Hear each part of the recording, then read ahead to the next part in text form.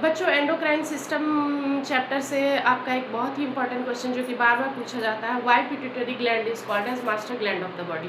बच्चों, pituitary gland जो होता है वो हमारे ब्रेन में हाइपोथैलेमस के नीचे एक बहुत ही स्मॉल साइज का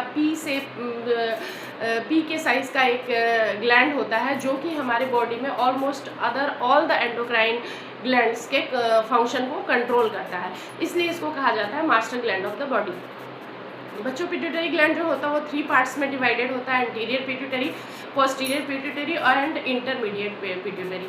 बच्चों, इंटीरियर पिट्यूटरी से एक हार्मोन सीक्रेट होता है जिसको हम लोग कहते हैं ट्रॉपिक हार्मोन्स, जो कि दूसरे एंडोक्राइन ग्लैंड्स के हार्मोन जैसे कि थायराइड ग्लैंड के हार्मोन को और हमारे गोनैड्स जो टेस्टिस और ओवरीज होते हैं उनके सिक्रीशन को कंट्रोल करता है। बच्चों, एंटीरियर पिट्यूटरी एक और भी इम्पॉर्टेंट हार्मोन सिक्रीट करता है जिसको हम लोग कहते हैं जीएच या ग्रोथ हार्मोन, जो कि जिसका अगर हाइपोसिक्रीशन बच्चे में हो जाए तो बच्चे की जो हाइट है वो छोटी रह जाती है, जिसको हम लोग ड्वार्फिज्म कहते हैं।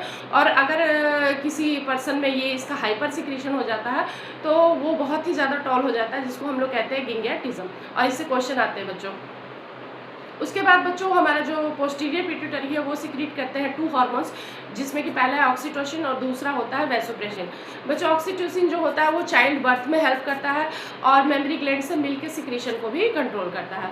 वैसोप्रेसिन बच्चों जो होता है वो एक एंटी डायूरेटिक हार्मोन होता है, मतलब जब हमारा यूरिन फिल्टर होता है तो उससे एक्स्ट्रा वाटर जो है वो इसी हार्मोन द्वारा एब्जॉर्ब किया जाता है। और अगर ये हार्मोन काम ना करे तो हमारे यूरिन के अंदर एक डिफेक्ट आता है जिसको हम लोग बोलते हैं डायबिटीज़ इंसिपिडस। Thank you.